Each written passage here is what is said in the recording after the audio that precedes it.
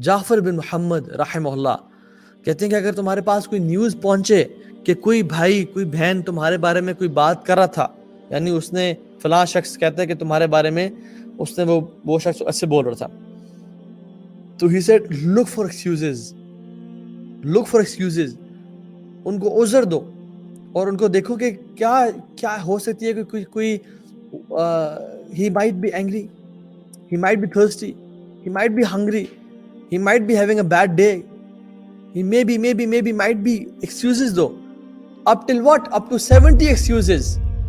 اور اگر تم 70 excuses بھی نہ ڈھونڈ سکو، ان میں سے کوئی ایک ایکسکیوز بھی ویلڈ نہ ہو، تو کہو اپنے آپ کو I think he has an excuse but I don't know about it. اللہ اکبر. اس کی کوئی وجہ ہوگی جو اس نے ایسا کہا، لیکن جس کو میں نہیں جانتا. شاید اس کا برا دن، شاید اس کو فائنینشیل لاس ہوا ہو، شاید کوئی ایسا ہو ویسا ہو، شاید کوئی وجہ ہو، شاید اس کا یہ مطلب نہ ہو جس طرح سے مجھے اس شخص نے آ کے بتایا ہے، شاید وہ یہ کہنا نہ چاہ رہا ہو، شاید اس نے مذاق میں کچھ ایسا کہا ہو. give excuses.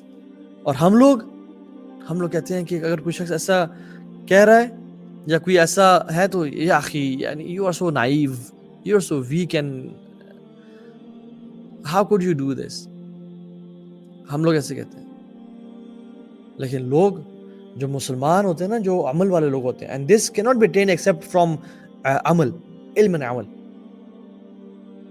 ہم لوگ تو فوراً سے جج کرتے ہیں کہ یار تم تو بڑے ایسے ہو ویسے ہو، تو ایسے کہہ رہا تو میں تمہیں بتاتا ہوں، آؤ جی اگر وہ میرے بارے میں ایسے کہہ رہے تو اس بندے کے بارے میں تمہیں 50 باتیں بتاتا ہوں، یہ لو اس کے پاس جا کے اس کو بتاؤ. نہیں، جنرلی جو لوگوں کو ایکسکیوزز دیتے ہیں نا، they are of good hearts, they have good hearts.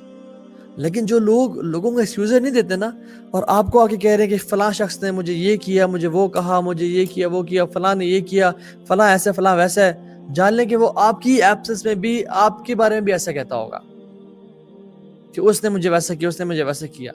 یہ excuses, let things go, be easy on people. یہ بڑے اچھے دل کی نشانی ہے کہ جو انسان کو آرام سے ان کو جینا دے.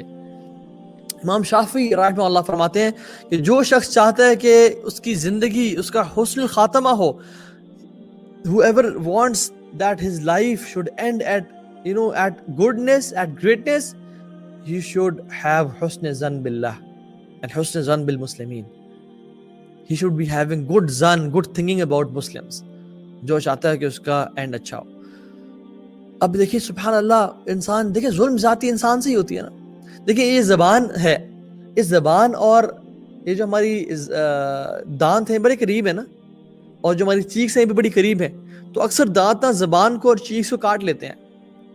تو جو دو لوگ بڑے قریب ہوتے ہیں نا، آپس میں کھٹ پٹ ہو جاتی ہے، جو برتن آپس میں قریب پڑے ہیں وہ ٹکرا جاتے ہیں. That's not a problem.